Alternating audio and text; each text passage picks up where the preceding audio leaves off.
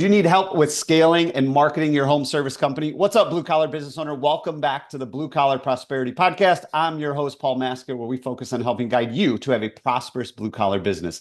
Today, we have with us Michael Johnson. Michael is a veteran entrepreneur and HVAC industry leader who grew his Fayetteville, North Carolina-based business into a seven-figure success. With over 20 years of experience, he now coaches home service companies on scaling, marketing, and sales. Known for his engaging insights and focus on customer experience, Michael empowers entrepreneurs to build thriving, community-focused businesses. So that is Michael Johnson. Welcome, Michael. Thanks so much for being here. What's going on today? Hey, nothing much. How are you? Doing well. Thank you so much for being here. Like we talked about before the show, this is definitely the geographically closest person I have interviewed on the podcast. So Michael's probably a little bit less than an hour from me down in Fayetteville, North Carolina. So that's always exciting.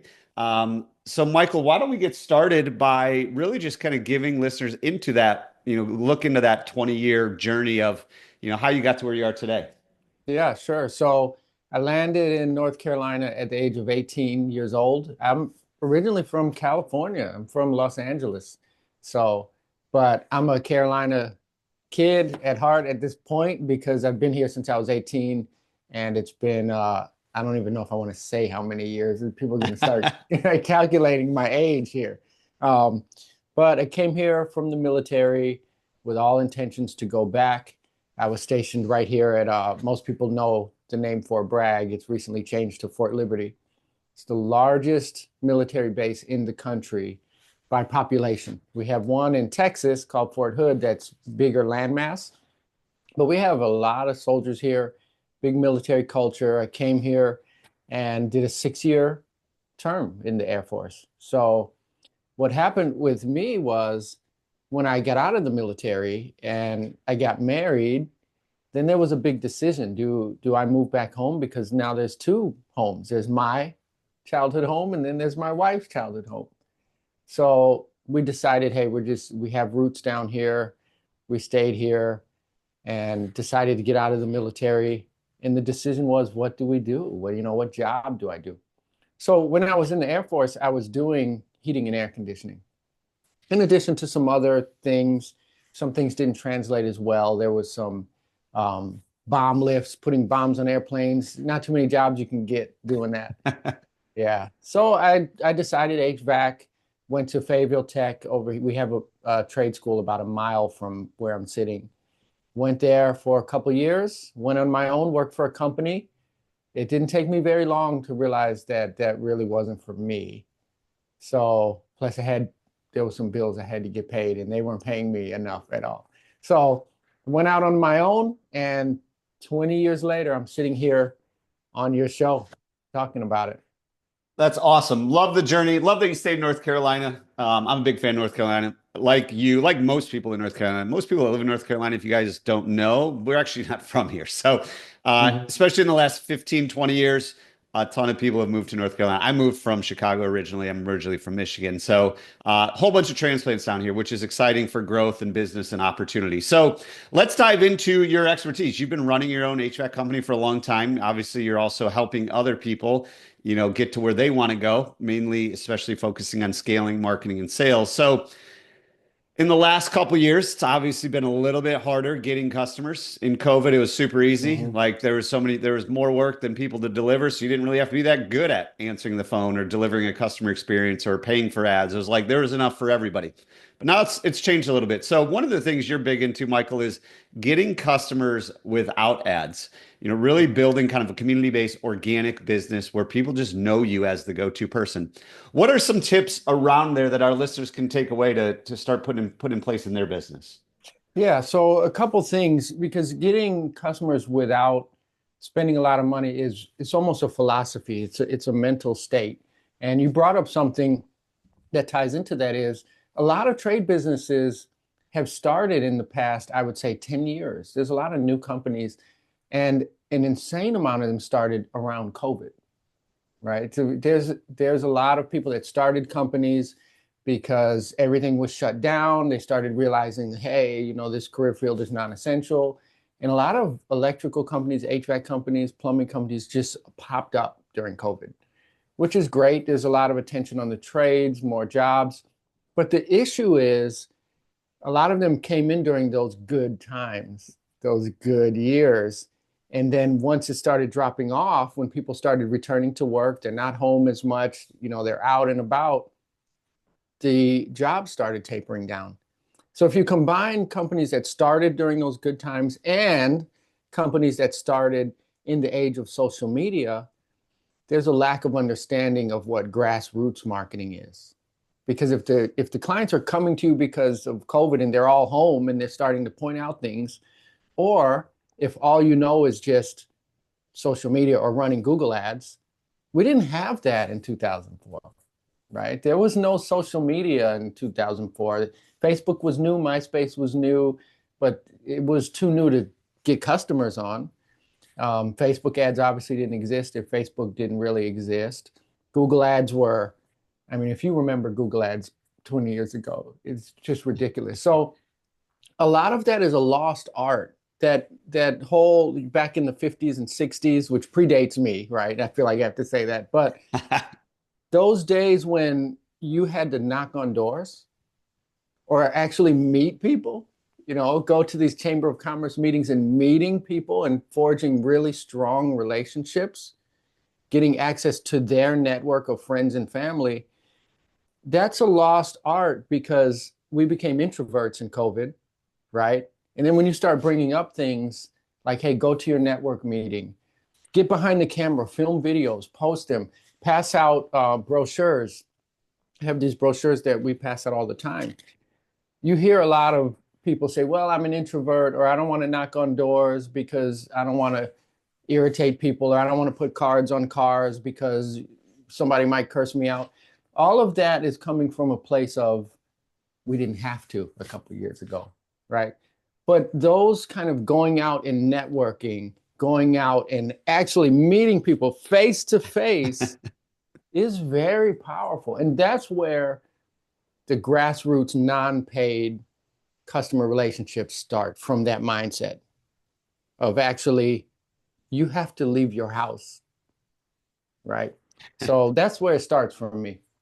Yeah, I mean, it's so true. And I had Dan Antonelli on the show a while ago, and he was talking about being 5 Mile famous. And to your point, it's hard to be 5 Mile famous as nobody knows who you are. And they Yeah.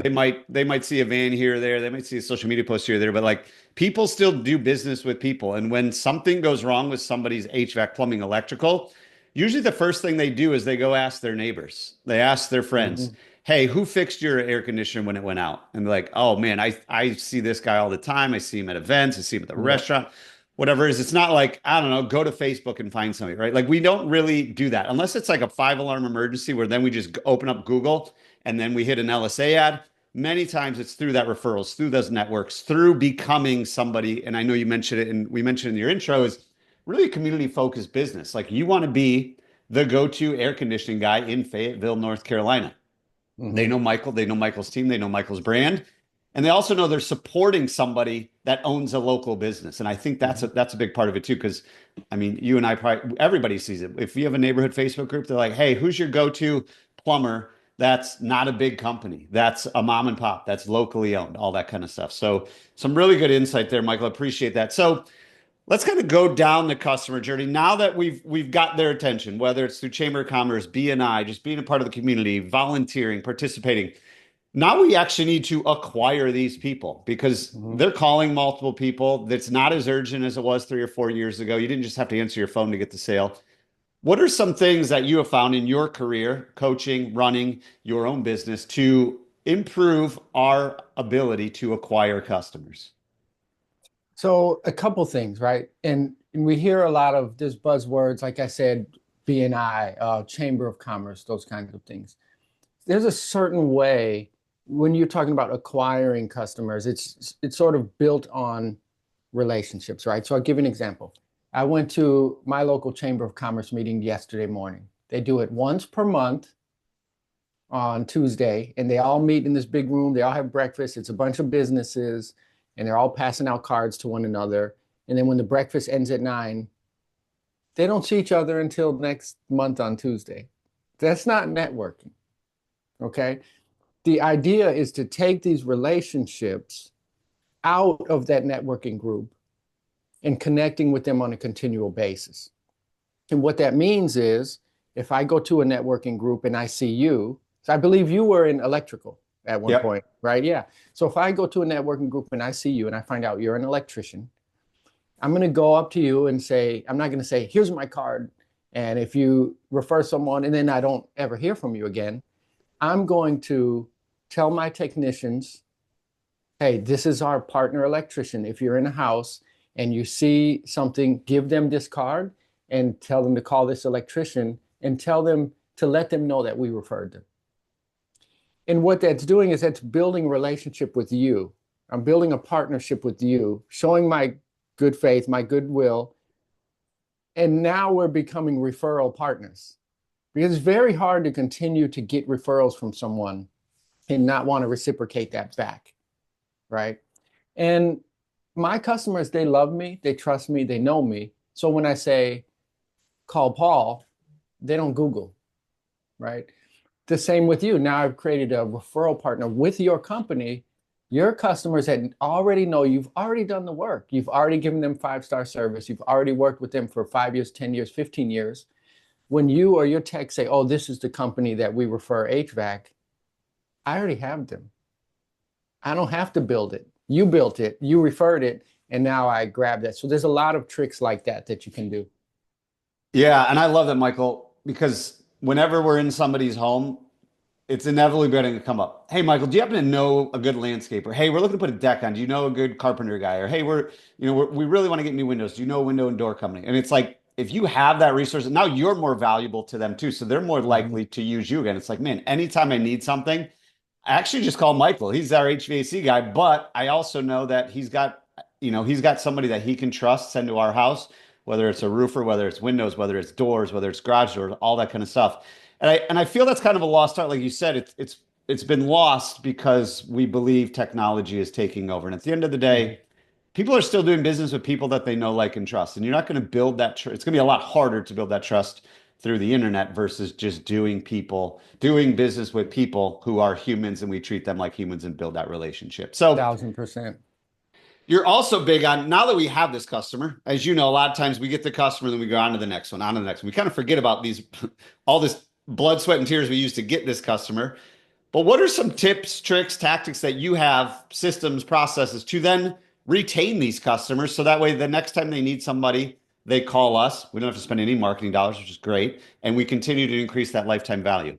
Yeah. So there's another old school thing that a lot of people forgetting about is that old-fashioned email newsletter. Do you remember that back in the day, everyone was trying to get you on their email newsletter? They were going out left and right. That's a lost art for people because text message marketing, which is incredibly powerful, but it doesn't stand alone, right? So what we do in our company is we combine text message marketing and email newsletter to do a constant drip without constantly selling, right? So if I send you a text message once a week, then I'm texting you 4 times a month, right? That can be a lot because you're noticing, man, I'm getting a text a week. But if I send you a text message one week and an email the next week, you tend to not notice that I'm sending you multiple. So I'll send you a text, hey, this is the winter storm is coming in. We just want to let you know that we'll be out and about, blah, blah, blah. And then next week I send you an email about how to prepare your house for the winter storm. So you can combine these mediums, but what I believe in, it's almost like Gary Vee, this famous social media guy. He says, jab, jab, jab, right hook. It's very important that when you're connecting with customers, so like you said, I go and I do a repair in January of 2024, and then I just wait for them to magically call me sometime next year. That's no good, right? Because they don't remember you. They don't remember. I'd have to scratch my head to think about what vacations we went on last year. And those were big events in our family. Do you think I'm going to remember the electrician that came 12 months ago? I'm going to Google it. So what we do is we continually drip market them, but we don't sell them in the drip marketing constantly. Because if I'm constantly messaging you, hey, we got this deal, hey, we're doing this, hey, we're doing UV lights, hey, we're doing this, you're going to unsubscribe. But if I'm drip marketing you and saying, hey, the winter storm is coming on Wednesday, make sure that you check this, this, this, and this so that your pipes don't freeze or so that your car doesn't get damaged by hail, or you're not going to unsubscribe from that. Not only that, I'm generating goodwill in your mind because I'm helping you, right? So there's a word, it's called heuristics, where everybody, we get a feeling associated with every person in our network, right? So when Paul Masco messages me, there's a certain feeling that comes along with it. Like, oh, hey, I remember this guy, he's a good guy. There's some people that text us and we get that feeling like, oh, right? So when you're helping drip marketing and you're helping out, you're teaching, you're talking about that, people start to get this goodwill feeling, and it may not even be conscious. So that when you finally send that message about, hey, we're doing service plans or we're doing electrical panel checks, there's a good feeling associated with that because you've been drip marketing them helpful information. That's that jab, jab, jab, right hook. Yeah, I love it. And it's so true because we can provide so much value. And a lot of times I talk to companies and they're like, well, I don't know what to write in that newsletter. To me, the easiest thing is, like you said, the seasonality. What would we recommend, or what are we doing to our own home at this time? So I have a landscaper that we use, and we get an email once a month. Hey, Paul, it's February. And these are the the shrubs that you want to prune. These are the ones not to prune because they're budding and you don't want to kill the flowers. And it's literally all the things you can do yourself. And then it's like, and if you don't want to do it, you can call us. But it's like providing all the value, just like you said, check this, check this, check this, Yep. be prepared. When you get that email, you're not like unsubscribe because they're just going to try and sell us their latest plan. It's wow, they're actually providing value. And one of the things you mentioned, I don't know if you've read this book, Michael, but for anybody out there, The Pumpkin Plan by Mike McCallowitz is a great book. And he actually talks about when your phone rings or you get text messages, if it's from customers and it's a crush, it means you get excited it's the same feeling. You get excited when you see their text message. And if it's someone you don't get excited about, it's probably someone you shouldn't be doing business with, whether it's a referral partner. He calls it the crush and cringe. He's like, if that person calls you or texts you, what is the internal feeling you get right when you see that name? And if it's a cringe, you probably shouldn't be dealing with that person anymore. And that's what people feel if it's like you just keep bombarding them, buy this, buy Yep. this, buy this. Then you get to the point of like all they do is put stuff on sale. I don't even know what the right price is. So that's really good insight. Email newsletter, do it once or twice a month. The key is to just get started. So now let's kind of look at the pricing and sales of things. This is another big thing that you focus on because me as a CFO, I realize that most people actually don't have a pricing model. They just kind of guess of what should we charge to put in the thermostat, or what should we charge to put in an outlet, or what should we charge to put in a sink. Like they really don't have a mathematical reason behind their pricing.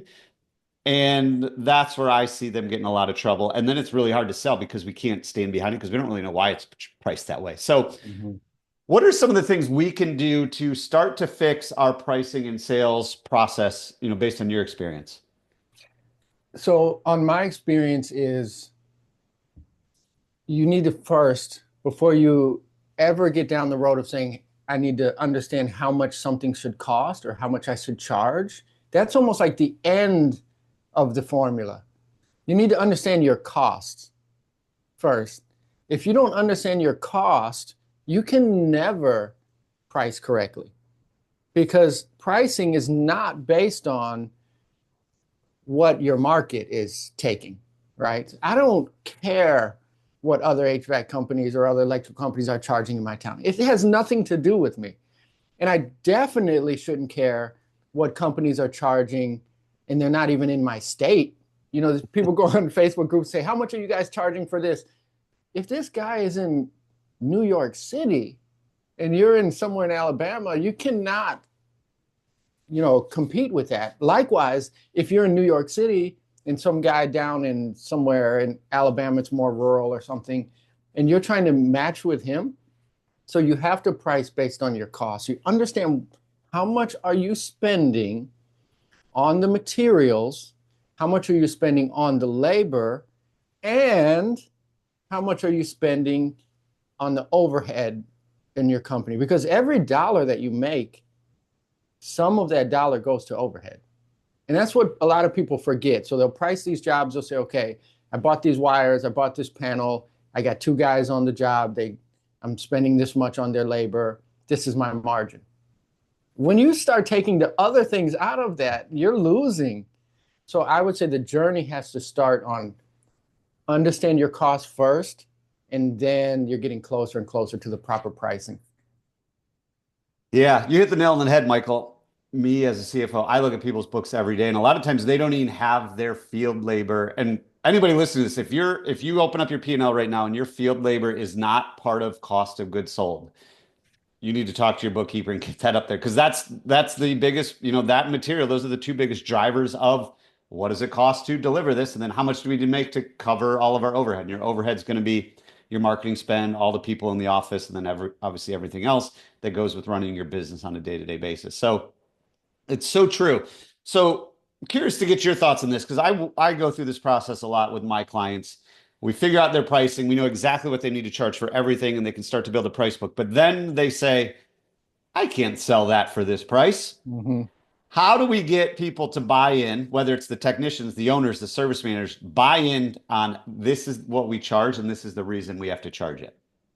I think so. 2 things. One, if your prices are higher, okay, well, let's go back. One, you don't have a choice because the numbers, right? So the numbers don't lie. If this is what the numbers are saying you need to charge, you need to charge. Okay.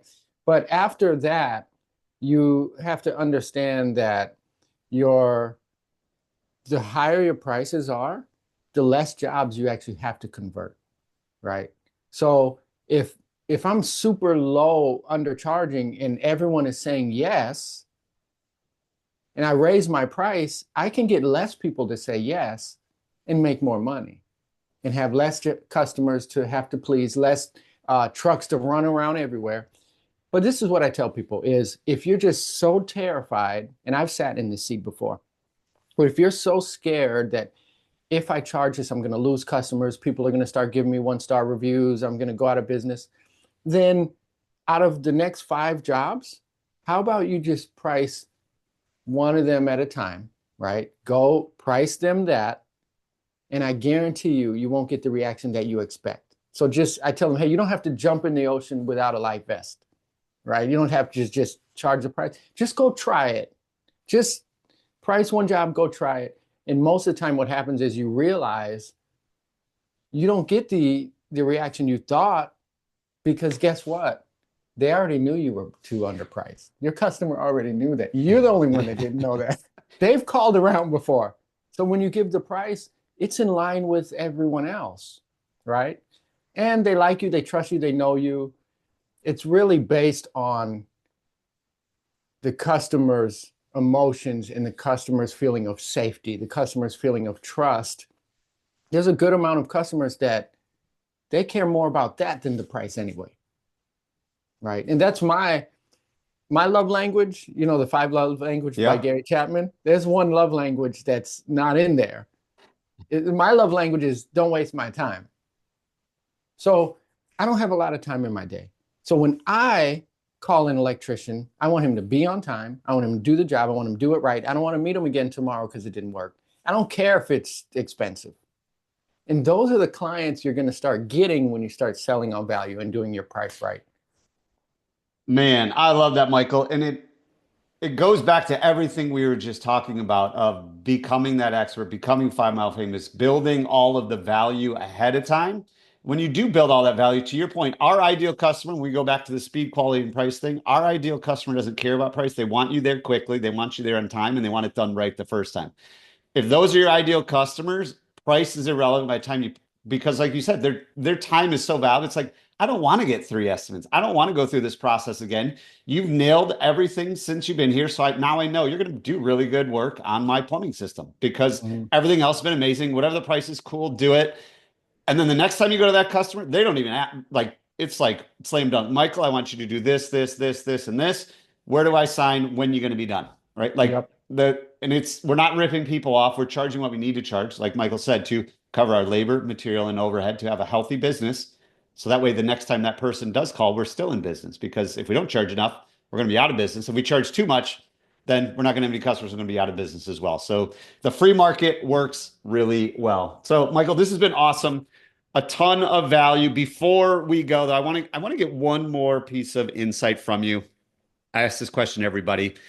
We got a lot of things to do. There's so many things we can do, but what is one thing our listeners could do within the next 24 hours to start to move their business forward in the right direction? I would say the first thing that you can do, okay, we already talked about price. Raise your prices if you haven't, right? So it's probably the quickest way to generate profit is to price properly.